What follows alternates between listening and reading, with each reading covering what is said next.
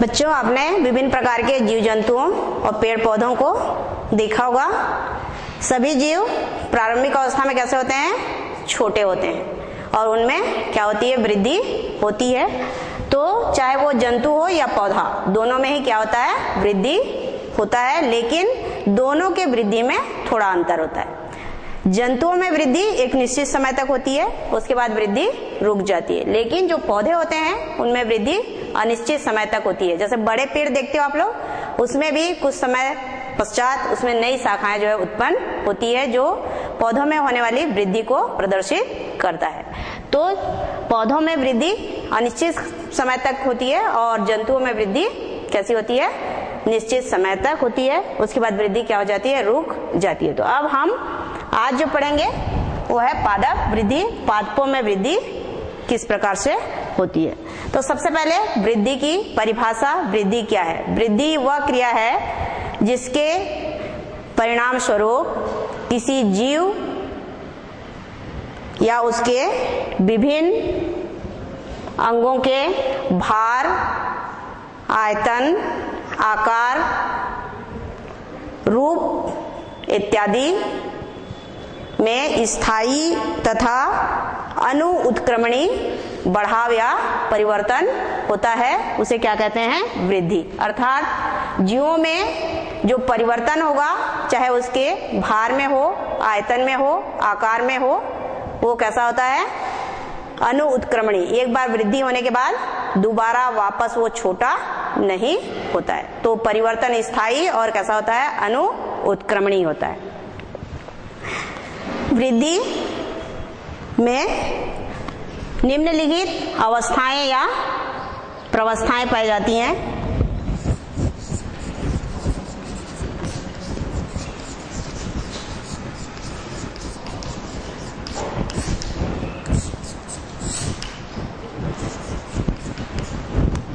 पहला है कोशिका विभाजन,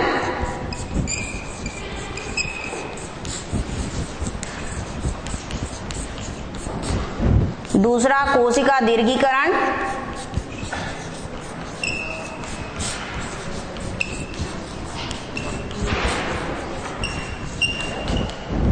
और तीसरा है कोशिका भिन्नन।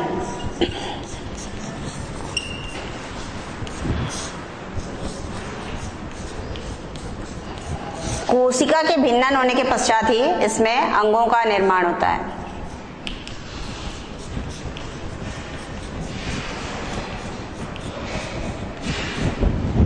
ये वृद्धि में ये 3 चरण या क्या होती है? प्रवस्था होती है। सबसे पहला है कोशिका विभाजन। कोशिका विभाजन जो है पौधे के और तना, अर्थात तना और पौधे का जो शीर्ष भाग होता है वहां पे कोशिका विभाजन होती है और उस जगह पे समसूत्री विभाजन होने के कारण कोशिकाओं की संख्या बढ़ती है। तो कोशिकाओं की संख्या बढ़ेगी तो जीवों में क्या होता है?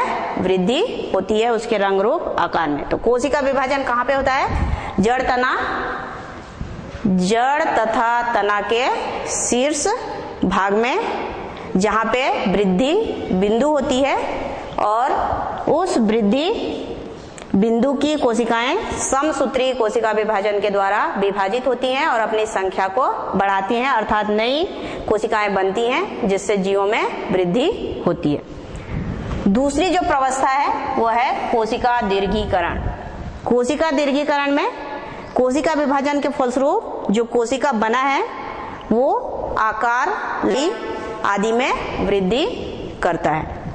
तो दीर्घीकरण में कोशिका लंबाई में बढ़ती है, आकार में बढ़ती है और उसका आयतन भी बढ़ जाता है, इसलिए इसको इस अवस्था को क्या कहा जाता है? कोशिका दीर्घीकरण। तीसरा जो स्टेप होता है या अवस्था होता है वो है कोशिका भिन्नन, अंगों का निर्माण।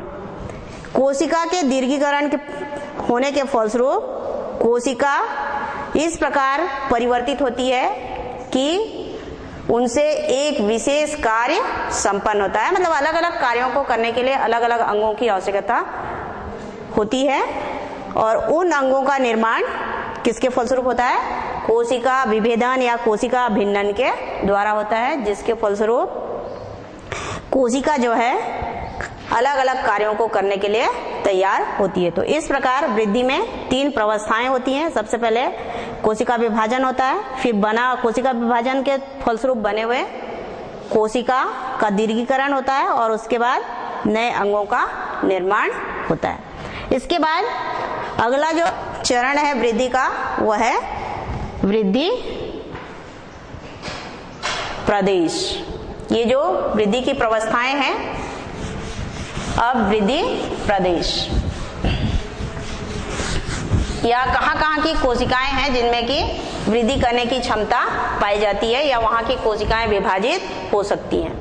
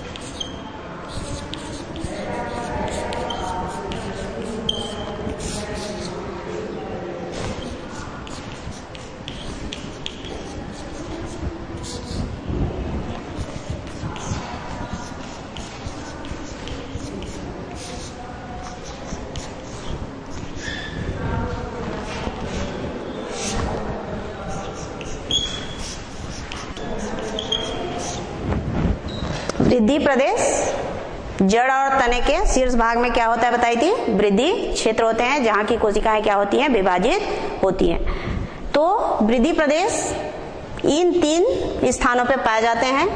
शीर्षस्थ मतलब जड़ और तने के शीर्ष भाग में यदि विभाजित होने वाली कोशिका मेरिस्टेम या क्या कहलाता है, प्रविभाजी। ठीक है, मेरिस्टेम में प्रविभाजी या वे कोशिकाएं जिसमें विभाजन की क्षमता पाई जाती है, जो विभाजित होती हैं। तो जो कोशिका शीर्षस्थ भाग में होंगी, जैसे कि ये जड़ है, सॉरी तना या जड़ रहेगा नीचे, ये एपाइकल या शीर्षस्थ भाग है। तो इस भाग की में कुछ क्षेत्र ऐसे होते हैं जहां पे वृद्धि बिंदु पाई जाती है। तो वहां की कोशिका जो है विभाजित होगी और नए कोशिकाओं को बनाने का कार्य करती है। तो शीर्षस्थ भाग में जो वृद्धि क्षेत्र रहता है, वहां की जो कोशिकाएं हैं जो विभाजन के फलस्वरूप क्या बनाती है, नई कोशिका। वे कौन सी कोशिकाएं हैं, शीर्षस्थ मेरिस्टेम या एपाइकल मेरिस्टेम। दूसरा है इंटरकैलरी मेरिस्टेम।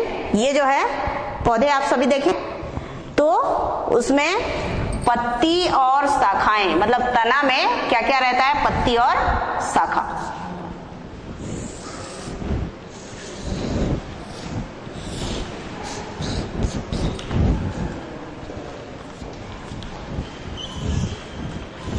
मान लो यहां से शाखा निकल रहा है, शाखा और पत्तियां हमेशा पर्व संधियों पे ही स्थित होते हैं।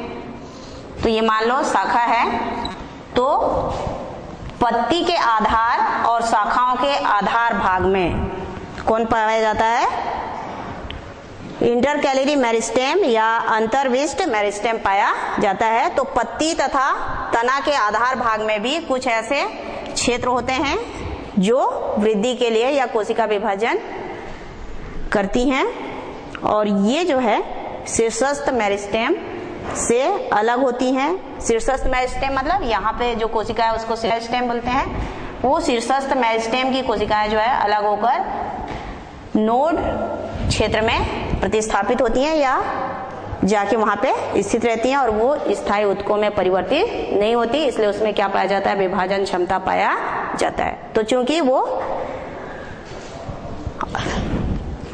भीतरी हिस्से में स्थित होते हैं, जड़ और तना, मतलब यहाँ पे पत्ती जो है किससे जुड़ा रहता है, तना से, और यहाँ पे तना से ही दूसरी शाखा निकल रही है, इसलिए ये आंतरिक या भीतरी क्षेत्र में जुड़ा हुआ रहता है, इसलिए इसको कहा जाता है इंटरकैलरी मेरिस्टेम। अगला है लेटरल मेरिस्टेम या पार्श्व प्रविभाजी क्षेत्र। ये जो है पर्व संधि, ये जो पर्व संधि है, ये पर्व संधि है।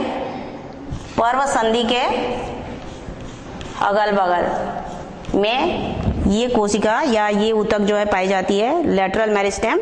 और इन मेरिस्टेम में भी विभाजन की क्षमता पाई जाती है। जब इनमें वृद्धि होती है या नई कोशिकाएं बनती हैं तो पौधा जो है मोटाई में वृद्धि करता है। तो ये आपके वृद्धि प्रदेश हैं जहां पे विभाजन करने वाली कोशिकाएं पाई जाती हैं, जिनके विभाजन से नई कोशिकाएं बनती हैं। अब अगला है वृद्धि वक्र।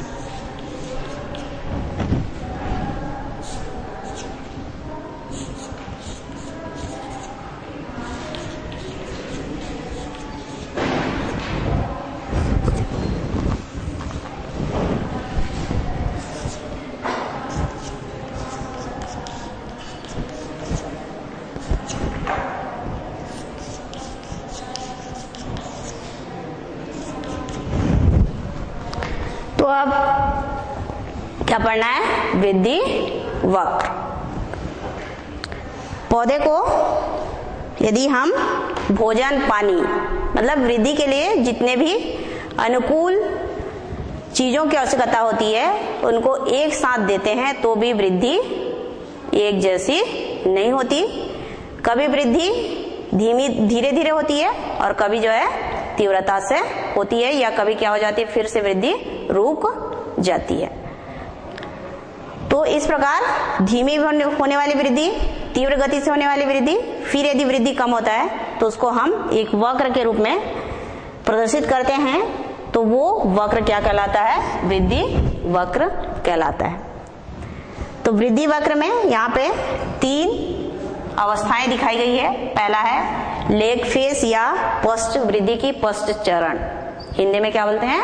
पश्च चरण। दूसरा है लॉग फेस या फिर वृद्धि का समग्र काल, सबसे अधिक वृद्धि इसी अवस्था में होगी, समग्र वृद्धि काल में। और तीसरा है स्थिर अवस्था या जीर्णता अवस्था, जिसमें वृद्धि फिर से क्या हो जाती है? कम हो जाती है। तो ये ग्राफ बनता है समय और पादप में होने वाली वृद्धि के बीच में, कितना वृद्धि हो रहा है और कितना टाइम में वो वृद्धि हो रहा है, उसके बीच में यदि हम वक्र खींचते हैं तो हमको एक अंग्रेजी के एस के आकार का वक्र जो है प्राप्त होता है। इस वक्र को सिग्मॉइड वक्र भी कहा जाता है। क्या कहते हैं? सिग्मॉइड वक्र भी कहते हैं। तो ये जो क्षेत्र है ये किसको बताता है? पशु चरण वृद्धि का या फिर लेग फेस धीरे धीरे होने वाली वृद्धि को बताता है। जब हम बीजों को अंकुरण के लिए डालते हैं तो बीज अंकुरित होता है और उसमें केवल क्या पाया जाता है? पत्र और साथ में प्रांकुर और मूलांकुर पाया जाता है, उसमें पत्तियां नहीं पाई जाती। तो पत्तियां नहीं रहती हैं या प्ररोह का विकास नहीं हुआ है उस समय तक जो अंकुर है और प्रांकुर है वो किस पे भोजन के लिए आश्रित रहता है? बीज पर। बीज पत्र में जो भोजन संचित रहता है उसी पे भोजन के लिए क्या रहता है? आश्रित रहता है, इसलिए वहां पे वृद्धि धीमी गति से होती है। तो ये वृद्धि के धीमे काल को बताएगा। उसके बाद यहाँ पे देख रहे हैं ये वाला भाग, ऐसे ये लाइन जो है एकदम सीधी ऊपर चढ़ रही है, अर्थात यहाँ पे वृद्धि तीव्र गति से होती है। कब होगी वृद्धि तीव्र गति से? जब तना का विकास होगा और तना में पत्तियां उत्पन्न होंगी।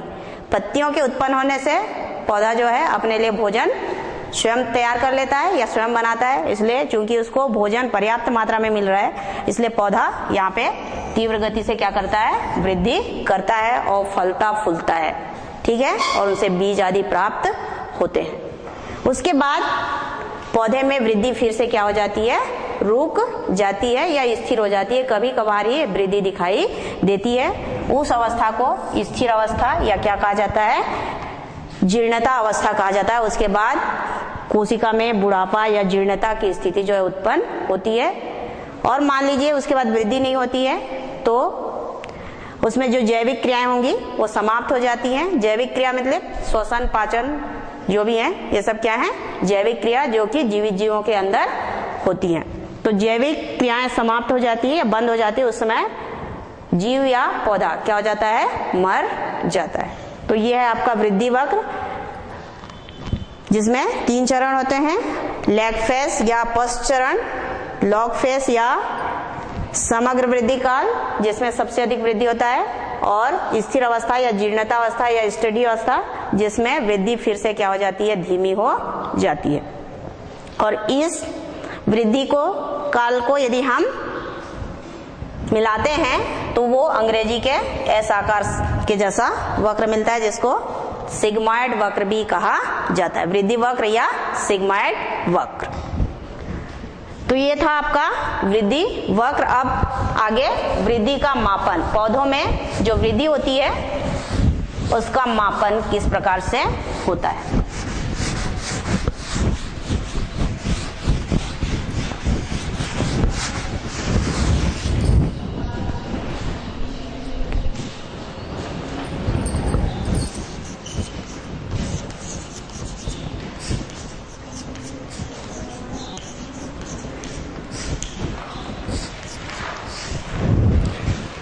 वृद्धि का मापन हम निम्नलिखित विधियों के द्वारा करते हैं। पहला है स्केल विधि,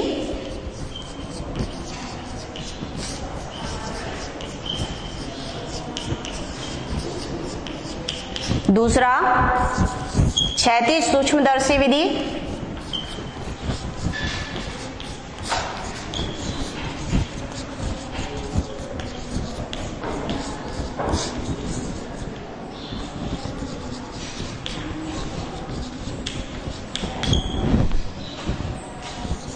तीसरा वृद्धि मापी द्वारा,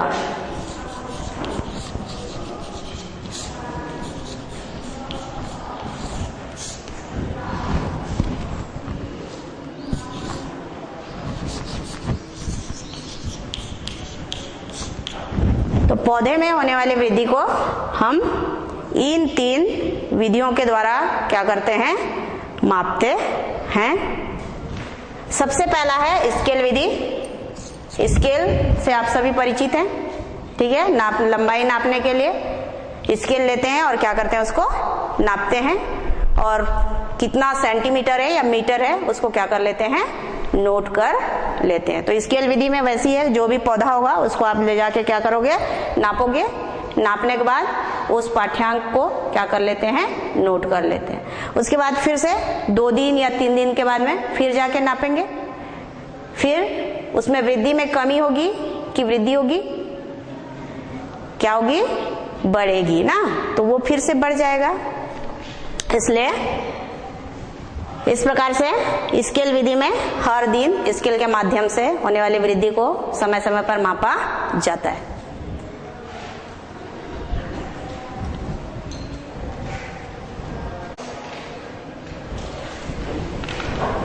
तो क्या बता रहे थे अभी, स्केल विधि के द्वारा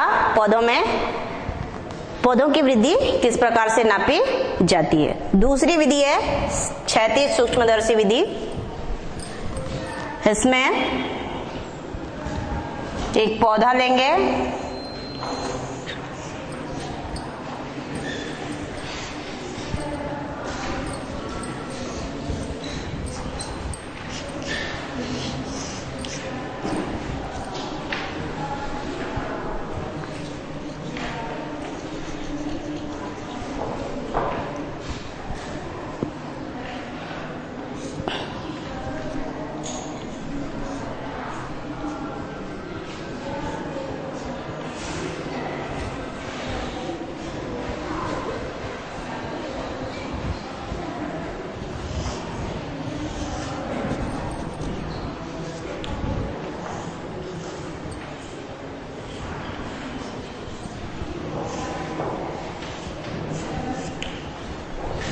ये मान लीजिए माइक्रोस्कोप है या सूक्ष्मदर्शी है और ये स्टैंड में लगा हुआ है। इसको क्षैतिज मतलब आड़ी, सीधे नहीं, ऊर्ध्वाधर या सीधा नहीं, पौधे के एक विशेष बिंदु, मान लो यहाँ पे हम फोकस कर रहे हैं तो इस जगह पे क्या होगा, वृद्धि बिंदु होगा।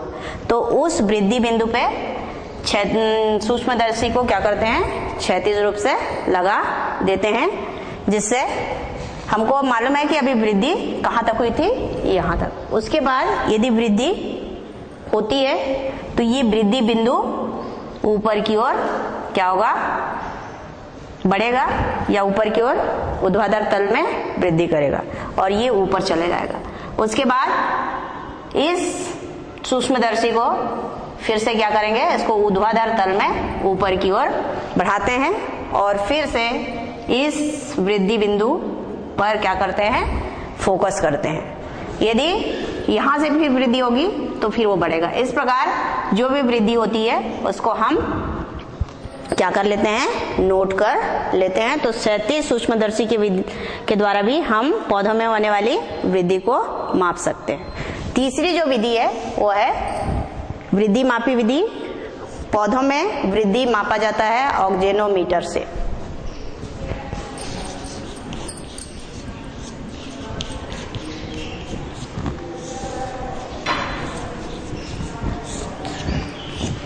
वृद्धि किससे मापते हैं, ऑक्जेनोमीटर से वृद्धि मापी में। और ये जो है 2 प्रकार के होते हैं। पहला है आर्क ऑक्जेनोमीटर और दूसरा फेफर्स ऑक्जेनोमीटर। ये दोनों वृद्धि मापी ऑक्जेनोमीटर के द्वारा हम वृद्धि को मापते हैं। सबसे पहले हम आर्क ऑक्जेनोमीटर के द्वारा वृद्धि किस प्रकार मापते हैं वो देखेंगे। इसमें देख रहे हैं आप लोग, एक गमला लगा हुआ है, गमला है, गमले में क्या लगा है, पौधा लगा है और ये पौधे का सबसे शीर्ष भाग है या यहीं पे मान के चले वृद्धि करने वाला क्षेत्र मौजूद है, ठीक। और एक यहाँ पे एक घिरनी है, छोटी सी घिरनी से जानते हैं ना, गोल घूमता है, पानी निकालने के काम में आता है। तो ये यहाँ पे एक छोटी सी घिरनी लगी हुई होती है और वो उस घिरनी से कौन जुड़ा है, एक संकेतक, एक चाप स्टैंड की मदद से जुड़े हुए होते हैं। जो पौधे का शीर्ष भाग है उसमें धागा बांधते हैं। धागा बांधने के बाद उसको घिरनी से होते हुए, मतलब घिरनी से के ऊपर से डालते हुए क्या कर देते हैं, या घिरनी में डालते हैं और धागा के दूसरे सिरे पर क्या लटका देते हैं, भार। पहले सिरे पे कौन बंधा हुआ है? पौधा का भाग, और दूसरे सिरे पे भार जो है लटका हुआ है। जब पौधे में वृद्धि होती है तो ये भार नीचे की ओर आएगा। नीचे की ओर आने से ये जो संकेतक है वो भी क्या होगा? नीचे की ओर बढ़ेगा। और इसको हम क्या कर लेंगे? नोट कर लेंगे। और उसको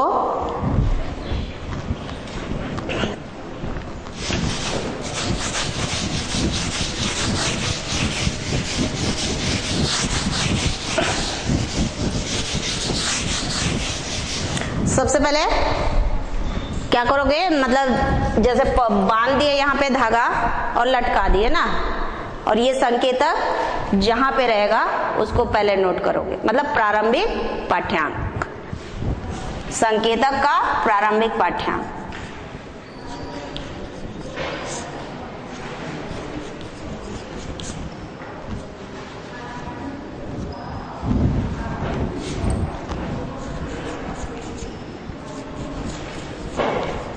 ये वृद्धि के पहले लेंगे, जैसे ही धागा वागा बांधे और संकेतक कहाँ पे है वो उसको नोट कर लेंगे।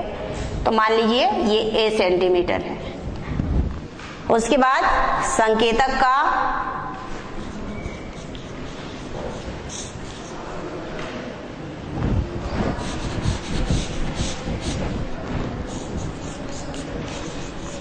अंतिम पाठ्यांक, वृद्धि होने के पश्चात संकेतक जो है कहाँ पे जाके रुका है।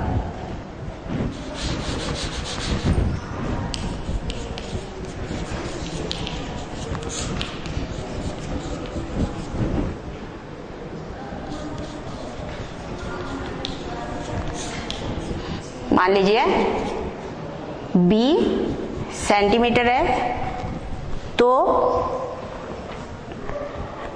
संकेतक द्वारा तय की गई कुल दूरी कितनी है?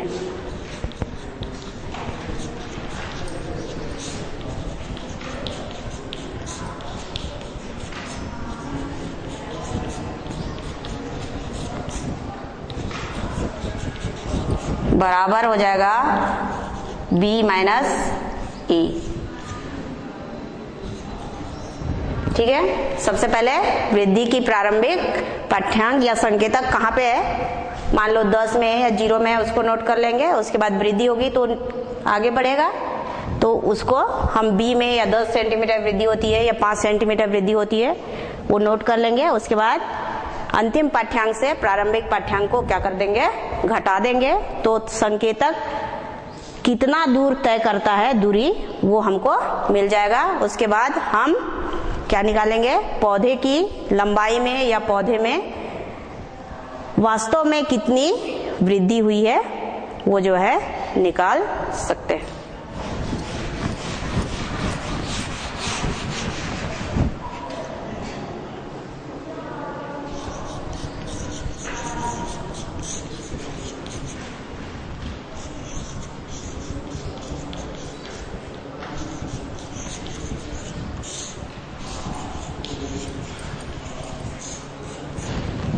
ये बराबर होगा संकेतक द्वारा तय की गई दूरी गुणित घिरनी का व्यास।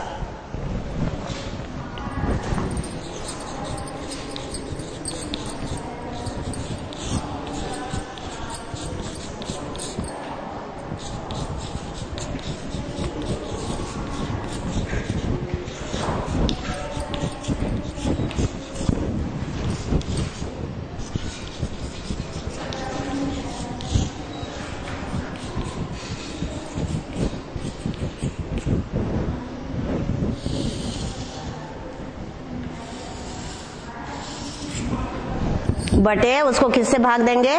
घिरनी के केंद्र से संकेतक की कुल लंबाई कितनी है।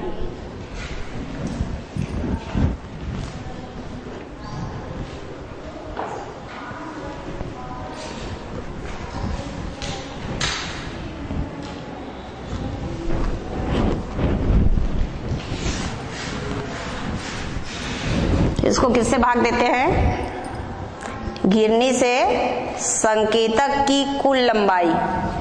मतलब यहां से लेके यहां तक संकेतक की जो भी लंबाई है उससे भाग देते हैं।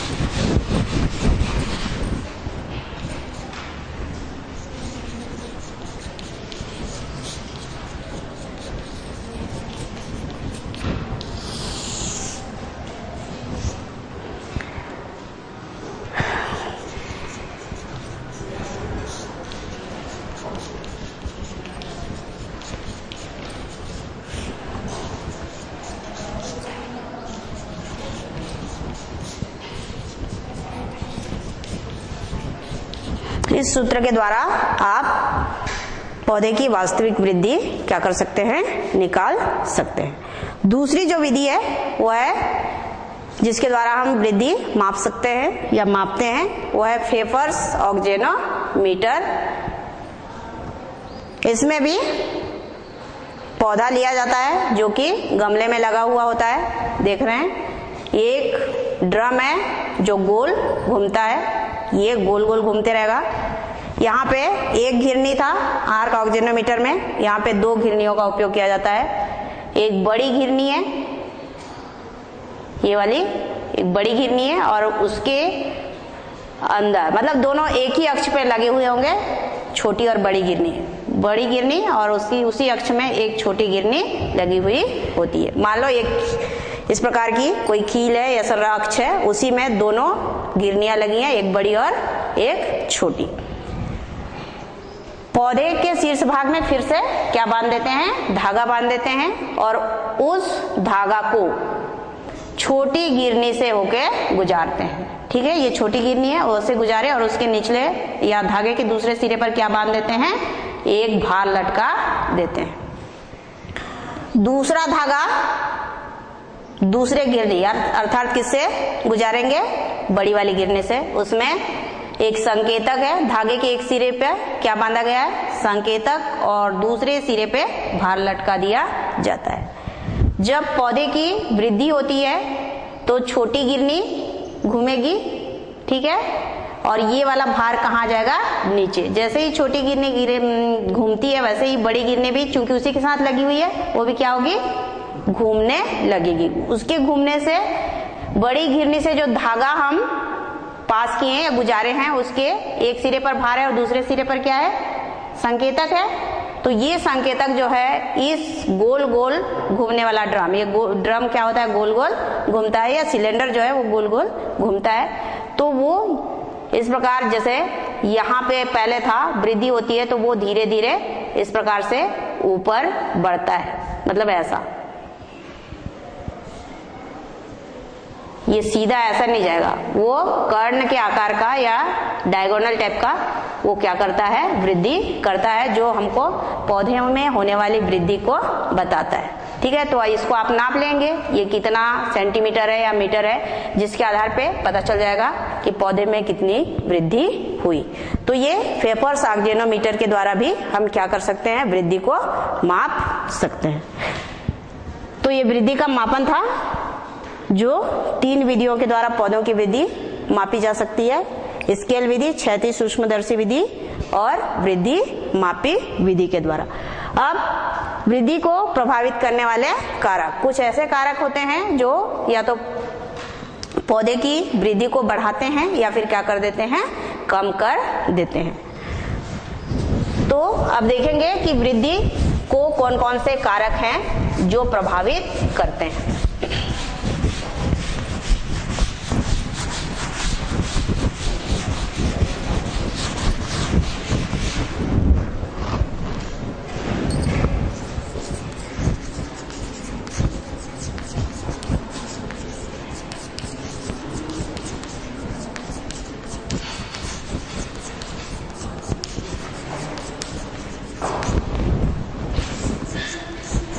वृद्धि को प्रभावित करने वाले कारकों को दो भागों में बांटा गया है।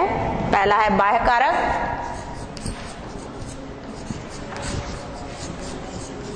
और दूसरा है आंतरिक कारक।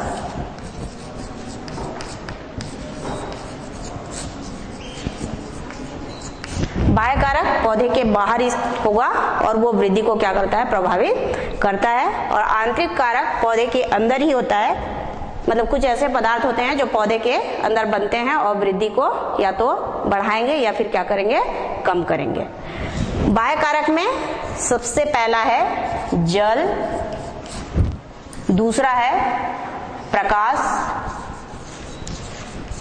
तीसरा ऑक्सीजन,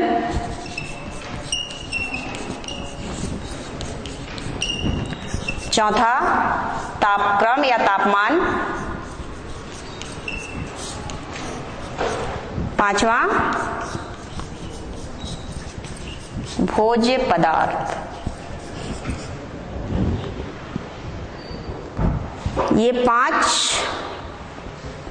कारक हैं बाह्य कारक जो पौधे की वृद्धि को क्या करते हैं, प्रभावित करते हैं। तो सबसे पहला पानी। पौधों की वृद्धि के लिए पानी का होना अत्यंत आवश्यक है, क्योंकि पानी के रहने से ही जीव द्रव्य क्या रहेगा, जीवित रहेगा, नहीं तो क्या होगा, मर जाएगा। तो यदि जल है तो जीव द्रव्य जो है जीवित रहता है और नए पदार्थों का निर्माण करता है, जिससे पौधे जो है वृद्धि करते हैं। उसी प्रकार से दूसरा है प्रकाश। पौधों की वृद्धि के लिए प्रकाश का होना भी आवश्यक है। यदि प्रकाश नहीं है तो भी वृद्धि होती है, लेकिन वो वृद्धि जो है पौधों के लिए ठीक नहीं होता है। जैसे अंधेरे में कोई पौधा रख देते हो तो वो वृद्धि तो होती है, बहुत जल्दी बढ़ता है, लेकिन वो पौधा कैसा होता है, कमजोर होता है, दुबला पतला, और उसकी पत्तियां कैसी होती हैं, पीली होती हैं। उसी प्रकार से फूल उत्पन्न करने के लिए पौधों में देखते हो फूल पाया जाता है या उत्पन्न होता है, तो उसको उत्पन्न करने के लिए भी किसकी आवश्यकता होती है, प्रकाश की आवश्यकता होती है। अब है ऑक्सीजन। जीवों को वृद्धि करने के लिए ऊर्जा की आवश्यकता होती है, ठीक है। ऊर्जा उनको कहां से मिलता है, भोज्य पदार्थ के ऑक्सीकरण से। तो भोज्य पदार्थ के ऑक्सीकरण के लिए ऑक्सीजन की आवश्यकता होती है, जिससे पौधे जो है भोजन का क्या करते हैं, ऑक्सीकरण और ऊर्जा उत्पन्न करते हैं, और उस ऊर्जा के द्वारा जीव जो है पौधा जो है वृद्धि करता है। अगला है तापक्रम। कोशिका का जीव द्रव्य 20 से 35 डिग्री सेल्सियस में सबसे अधिक क्रियाशील होता है। तापक्रम कितना होता है, 20 से 35। उससे कम रहेगा तो भी वृद्धि या तो नहीं होगी या कम होगी। ज्यादा तापक्रम रहेगा तो वृद्धि क्या हो जाती है, रुक जाती है। तो वृद्धि के लिए सबसे अच्छा तापमान किसे माना गया है, 20 डिग्री से 35 डिग्री सेल्सियस के बीच के तापमान को माना गया है। और इसमें जीव द्रव्य जो है अधिक सक्रिय होता है और वृद्धि भी इसी तापमान पे सबसे अधिक होती है। अगला जो बाह्य कारक है वृद्धि को प्रभावित करने वाला, वो है भोज्य पदार्थ या पोषक तत्व। पौधों को यदि हम सभी पोषक तत्व मतलब नाइट्रोजन, फास्फोरस, कार्बन, हाइड्रोजन, जो भी पोषक तत्व हैं वे सब उपलब्ध कराते हैं, तो पौधों में वृद्धि जो है अच्छे से होती है। और यदि पोषक तत्व की कमी हो जाती है तो पौधे जो है की वृद्धि धीमी हो जाती है, ठीक। तो ये है आपका बाह्य कारक जो पौधे की वृद्धि को क्या करते हैं, प्रभावित करते हैं। आंतरिक कारक में 2 पदार्थ होते हैं या कारक होते हैं। पहला है वृद्धि नियामक पदार्थ,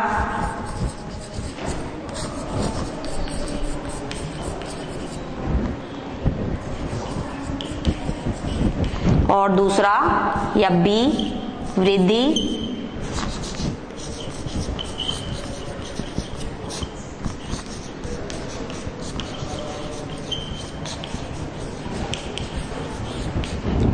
ये 2 पदार्थ हैं जो पौधे के कहाँ पे पाए जाते हैं, अंदर पाए जाते हैं या भीतर पाए जाते हैं और पौधों में होने वाली वृद्धि को प्रभावित करते हैं। तो सबसे पहला जो कारक है वो वह वृद्धि नियामक पदार्थ। कुछ ऐसे पदार्थ होते हैं जो कहाँ पे बनते हैं, पौधे के अंदर, उन्हें हम हार्मोन कहते हैं। क्या कहते हैं? हार्मोन। जैसे कि ऑक्सीन,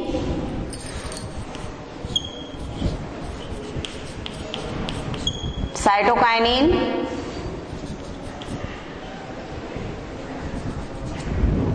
साइटोकाइनिन आदि। ये सब क्या है? वृद्धि नियंत्रक या नियामक पदार्थ हैं जो वृद्धि को उत्प्रेरित करते हैं। यदि ये हार्मोन बनते हैं तो पौधों में वृद्धि तीव्र गति से होती है। दूसरा पदार्थ है वृद्धि निरोधक पदार्थ। कुछ ऐसे पदार्थ भी बनते हैं पौधों में जो वृद्धि को क्या करते हैं? रोक देते हैं। इन्हें कहा जाता है वृद्धि निरोधक पदार्थ। जैसे कि एब्सिसिक अम्ल, ABA, एब्सिसिक अम्ल, और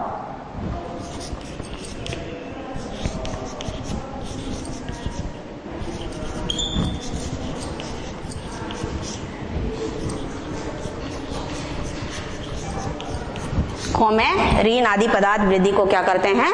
रोक देते हैं। तो बच्चों, आज हमने पादप वृद्धि के संबंध में जानकारी प्राप्त की। इसमें क्या क्या देखे है?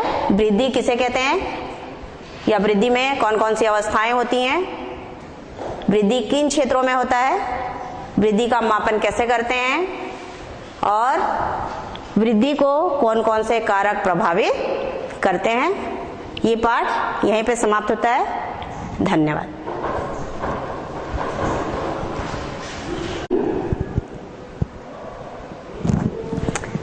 बच्चों, जब हम पादप वृद्धि पढ़ रहे थे और उस पादप वृद्धि में क्या बताई थी?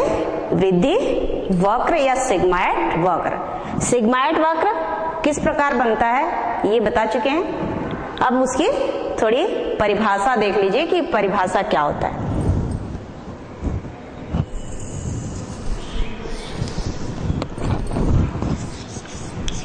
वृद्धि वक्र या सिग्माइड वक्र, इसकी परिभाषा थोड़ा सा देख लीजिए। ये दो एक्सिस हैं। एक अक्ष में हम किसको बता रहे हैं? समय को जी।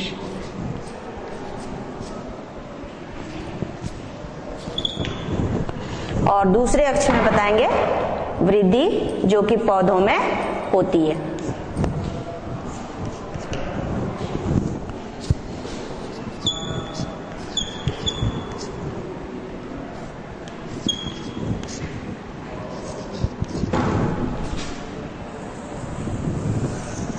समय और पौधे में आने वाले वृद्धि के बीच में ग्राफ खींचा जाता है तो हमको किस प्रकार का ग्राफ प्राप्त होता है? अंग्रेजी के एस के आकार का।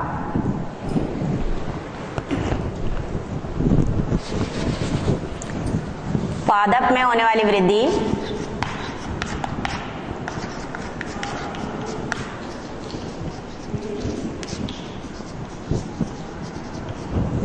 तथा समय के बीच यदि ग्राफ खींचा जाता है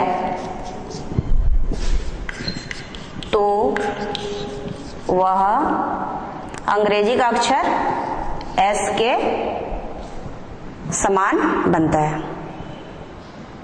एस के आकार का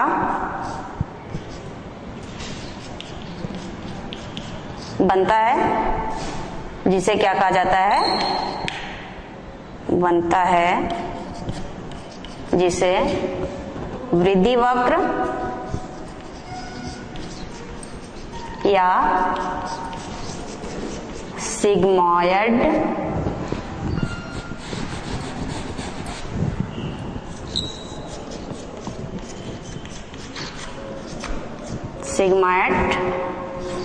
वक्र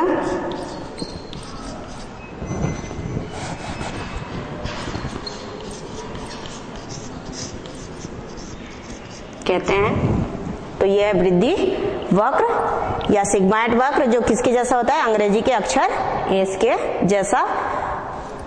इसको खींचा जाता है, पौधे में जो वृद्धि होगी वो इस तरफ रहेगी और वृद्धि बढ़ती है इसलिए बढ़ते क्रम में, और समय इधर रहेगा।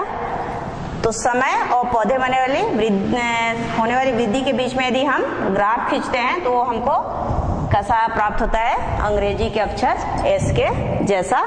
इसलिए इस वक्र को कहा जाता है सिग्माइड वक्र या वृद्धि वक्र। अब एक और, जब हम वृद्धि का मापन कर रहे थे तो वृद्धि का मापन कैसे किया जाता है उसको बता रहे थे। तो उसी में एक विधि था, ऑक्जेनोमीटर के द्वारा वृद्धि का मापन हम कैसे करते हैं, या वृद्धि को हम किससे मापते हैं, ऑक्जेनोमीटर से। और ऑक्जेनोमीटर में पहला जो ऑक्जेनोमीटर था वो आर्क ऑक्जेनोमीटर और दूसरा था फेफर्स ऑक्जेनोमीटर। तो यहाँ पे थोड़ा सा सुधार लेंगे। यहाँ जो इसमें जो वृद्धि होती है उसके लिए पहले देखे थे संकेतक, पहले क्या नोट कर लिया जाता है, संकेतक की प्रारंभिक स्थिति। ये जो संकेतक है वो कहाँ था उसको नोट कर लेंगे, उसको ए सेंटीमीटर नाम दिया गया है। उसके बाद पौधों में जब वृद्धि होगी तो ये संकेतक गति करेगा, तब उसकी स्थिति जो है पहले से भिन्न जगह पे होगी। तो उस स्थिति को संकेतक की अंतिम स्थिति करके उसको क्या कर लेते हैं, नोट कर लेते हैं। उसके बाद संकेतक के द्वारा तय की गई दूरी, उसमें से अंतिम स्थिति को प्रारंभिक स्थिति से माइनस कर देंगे या घटा देंगे तो संकेतक कितनी दूरी तय किया है वो निकलता है। और इसके द्वारा हम पौधे की क्या निकालते हैं, पौधे की लंबाई में वास्तविक वृद्धि कितनी हुई है वो निकालते हैं। तो इसके सूत्र में थोड़ा सा सुधार करना है, पहले गलत लिखे थे हम। तो इसमें यहाँ पे क्या लिखा हुआ है, घिरनी का व्यास लिखा हुआ है, इसको आप लोग काटेंगे और लिखेंगे घिरनी का अर्ध व्यास, घिरनी का अर्ध व्यास। तो जो अब सूत्र क्या बन जाएगा, पौधे की लंबाई में हुई वास्तविक वृद्धि बराबर संकेतक द्वारा तय की गई दूरी गुणित घिरनी का अर्धव्यास बटे